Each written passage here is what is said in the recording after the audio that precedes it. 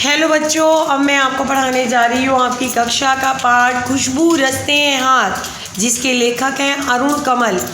उस कविता का अर्थ शिल्प व काव्य सौंदर्य के साथ। तो कविता पहले कविता की पंक्तियाँ लिखी हुई हैं, अब आपका इसका काव्य सौंदर्य देखिए।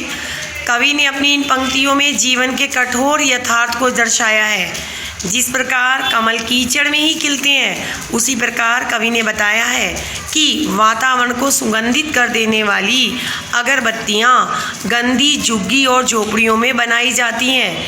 ऐसी बस्तियाँ जहाँ में गंदे नाले निकलते हैं, जहाँ पर कूड़े करकट का ढेर लगा होता है, बदबू से भरी गंदी बस्तियों में रहने वाले लोग ही खुशबूदार अगरबत्ती बनाते हैं। इसलिए कवि कहते हैं खुशबू रचते हैं हाथ। शिल्प सौंदर्य भाषा इसकी साधारण हिंदी के साथ खड़ी बोली के शब्दों का प्रयोग है। रस, करुण रस, छंद, कविता, अलंकार, पुनरुक्ति, प्रकाश, पद, गे पद। दूसरा है उभरी नसों वाले हाथ। ये पंक्तियाँ हैं। अब इसका काव्य सौंदर्य, कवि इन पंक्तियों के माध्यम से अगरबत्ती बनाते बनाते अधिकतर कारीगरों के घायल हाथों के बारे में बताते हुए कहते हैं कि किसी कारीगर के हाथों की नसें उभरी हुई दिख रही हैं, तो किसी के नाखून अगरबत्ती बनाते बनाते घिस गए हैं। वहीं दूसरी ओर नए नए बच्चे जिन्होंने अभी अभी अगरबत्ती बनाना शुरू किया है, उनके हाथ पीपल के पत्ते की तरह बहुत ही मुलायम और नाजुक प्रतीत होते हैं। उन्हीं बच्चों में से कुछ लड़कियों के हाथ तो जूही की डाली की तरह पतले हैं।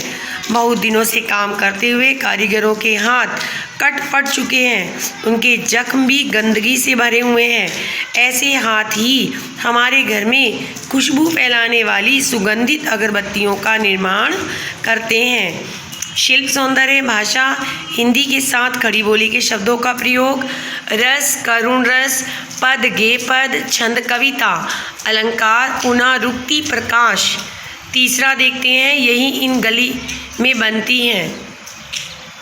कविता की पंक्तियाँ हैं। काव्य सौंदर्य प्रस्तुत पंक्तियों में कवि ने हमें यह बताया है कि शहर के बड़े से बड़े घरों में जलने वाली खुशबूदार अगरबत्तियाँ इन्हीं गंदी बस्तियों की झुग्गियों में बनती हैं, जहाँ पर हमेशा बदबू भरी रहती है। चाहे कोई भी मशहूर अगरबत्ती हो, जैसे केवड़ा, गुलाब या रात रानी, सभी यहीं इन गंदी बस्ती में रहने वाले गंदे लोगों के गंदे हाथों से बनाई जाती हैं।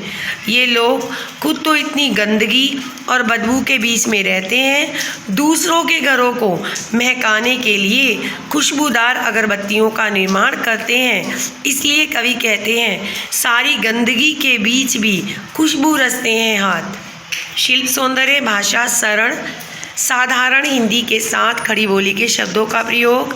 रस, करुण रस, छंद, कविता, अलंकार, पुनरुक्ति, प्रकाश, पद, गे पद।